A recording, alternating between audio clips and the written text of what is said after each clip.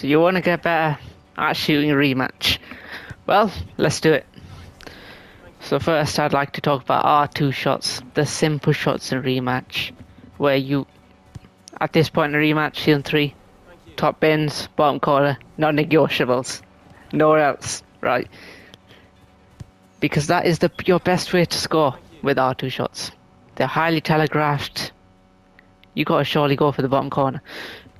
And now you need to work out the positioning of the goalkeeper. Hitting it where they're furthest away from is your best opportunity to score. So if they are too far left, you hit to the right, too far right, hit to the left. But also another tip I might add is hit it to the corner they already are. And you might be thinking, isn't that too easy of a save? Well, no. Not always.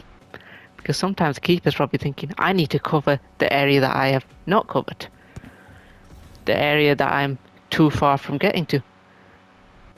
So what you've done is hit it in the area that they're least expecting it to be. And sometimes it's just an easy goal. You've completely confused the keeper.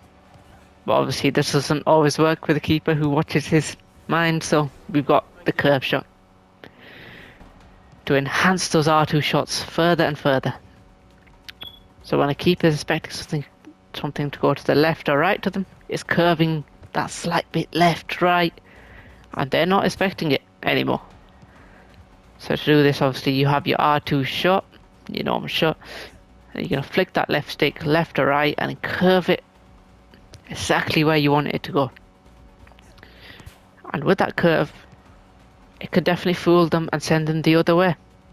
It's a very good weapon to have on some things when that normal R2 shot is just not working.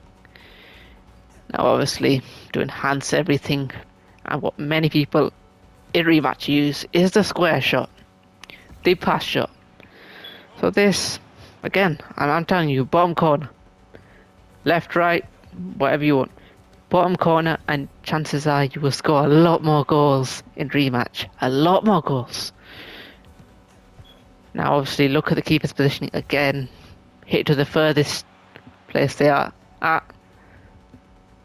But I think for square shots it doesn't matter as much because square shots are so fast that you're going to make a decision anyways. But obviously if you want to be safe, hit it to the furthest area, but left or right, you're going to be in a good position to score. But obviously some keepers are good enough to save that even. So now we're going to try and make them dive for it. Rebounds. Staying with the square shots, staying with the pass shots. So we have that area to the left and right off the posts. You're going to hit them. Why you're going to hit them is you're going to make that man dive. You're going to make that goalkeeper dive, right? You're going to make that goalkeeper dive left or right. And when they dive, it's a free open net once that ball goes back to you. Simple. Now, sometimes they can react to that as well, so you hit them with a classic rebound above the crossbar. R2.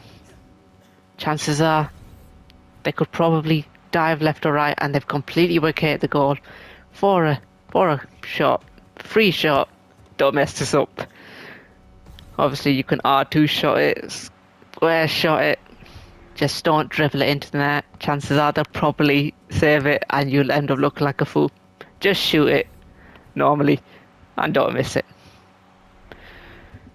And these are certainly going to enhance your variety of shot and make you a much more bigger threat on the pitch, because you can confuse the goalkeeper and make them think different things and make their life a lot harder. Now I mean the next thing is the rainbow flick, using it in conjunction with this shot. Combining them two together will always confuse the keeper. So you do it next to the keeper, left or right. Possibly the keeper's not expecting it and they've completely dived at you, or they've dived the wrong way. Or using it further back and shooting from there. Whatever way you want. And for this, people use the normal rainbow flicks, that'll be R1X, but obviously holding it, but obviously with the new rainbow flick that came out, Well, it's not new anymore. It's been here for quite some time. So you're in the dribble motion, holding L2, holding X, and then pressing R1 at the same time. You go into a different type of flick and then you shoot. Chances are you might score as well.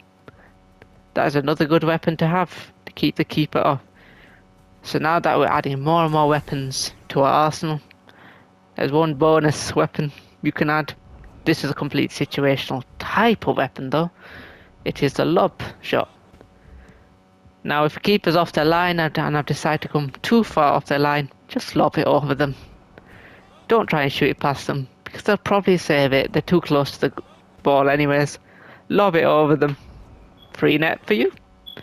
Now with these tips, I hope you guys obviously improve and add more to your arsenal and become top players. Because all these tips can make you real shooting demons. Using them all in combination. Obviously my favourite tip is obviously the rebound tip. So use that, learn that, and really improve. Obviously season 4 the meta will change. So I'll see you guys then.